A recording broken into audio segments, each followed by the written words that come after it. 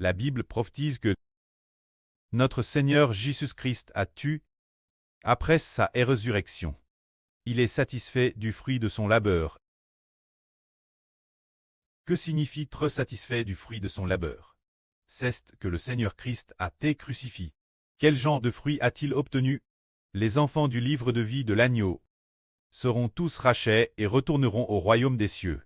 C'est pourquoi le Seigneur Jésus sera très satisfait du fruit de son labeur. Lisons un peu. La prophétie biblique du chapitre 9 dit ceci. Il est dit ici. En fait, cette prophétie biblique se trouve dans le livre du prophète Saé. En fait, qu'il soit bris et souffre. Et la volonté de Jéhovah. Car Jéhovah veut faire de sa vie un sacrifice d'expiation. Il verra une postérité. Et ses jours se prolongeront. Jéhovah bienveillante de l'Éternel prospérera entre ses mains. Après avoir souffert dans son meu, il verra le fruit de son travail et sera satisfait. Satisfait. Se dire qu'après que le Seigneur Jésus a souffert dans son meu, après sa résurrection d'entre les morts, il verra le fruit de son travail et sera satisfait. Le Seigneur qui siège maintenant la droite du pré. Frère est sûr. Croyez-vous qu'il va?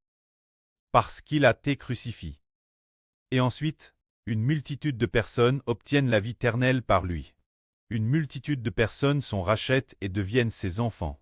Une multitude de personnes graissent sa crucifixion. Ne prieront donc pas, et ne seront pas jetés dans le tang de feu et de soufre. Alors le Seigneur Jésus, pour le fruit de son propre labeur, sera satisfait. Prenons un exemple. Par exemple, le labeur d'une personne. Par exemple, avant que le frère Héber ne connaisse le Seigneur. Quel était le fruit du labeur du frère Héber? Accable de dettes. Et plus il travaillait, plus il s'endettait. Alors un tel fruit du labeur n'a rien de glorieux. Ce n'est que le RC de son propre passe tragique. Il n'y a aucune bénédiction.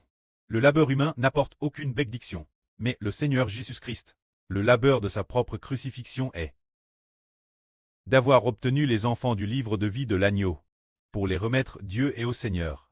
Et de plus, il a aussi obtenu le frère Héber. Le frère Héber imite son tour le modèle du Seigneur, et obtiendra d'innombrables enfants sur la nouvelle terre. Ainsi pour le Seigneur, le fruit de son labeur le rendra satisfait. Pour le frère Héber, c'est la même chose. D'abord, il faut s'efforcer de prêcher la vraie. Il faut s'efforcer de la prêcher chaque jour, force de prêcher. Tous ceux qui sont clestes, les enfants rachetés par le Seigneur Christ retourneront la maison cleste. Ils se rassembleront tous. Force de prêcher. Le prêt et le Seigneur aiment profondément Héber. Ils établissent Héber comme le Seigneur, pour très un rédempteur. Il doit aussi suivre les traces du Seigneur, faire, souffrant toutes sortes de tribulations et et ensuite, ressusciter après la mort. Après la résurrection, obtenir tous les enfants du livre de vie. Puis ramener tous ces enfants au royaume des cieux, afin qu'ils ne prissent pas, mais qu'ils aient la vie éternelle. Ainsi, le temps de la vie du frère Héber passe, courir et s'agiter, s'efforcer de prêcher la vraie, et devoir endurer toutes les souffrances, après trait, finalement ressuscite d'entre les morts au milieu des souffrances. Il sera aussi satisfait du fruit de son propre labeur. Alors, frère est sûr, vous devez aussi travailler dur, et très satisfait des résultats obtenus. De quel labeur très satisfait? De celui de l'évangile du Seigneur Christ. Et on travaille dur pour l'évangile avec frère Héber, obtenant après ce labeur d'innombrables enfants. Que les frères et sûrs avec frère Héber et le Seigneur partagent la gloire ensemble, reçoivent ensemble de merveilleuses bénédictions. Alors, cause de l'évangile, les fruits de notre labeur seront tous pleinement satisfaits. Que la gloire soit auprès et au Seigneur. Amen.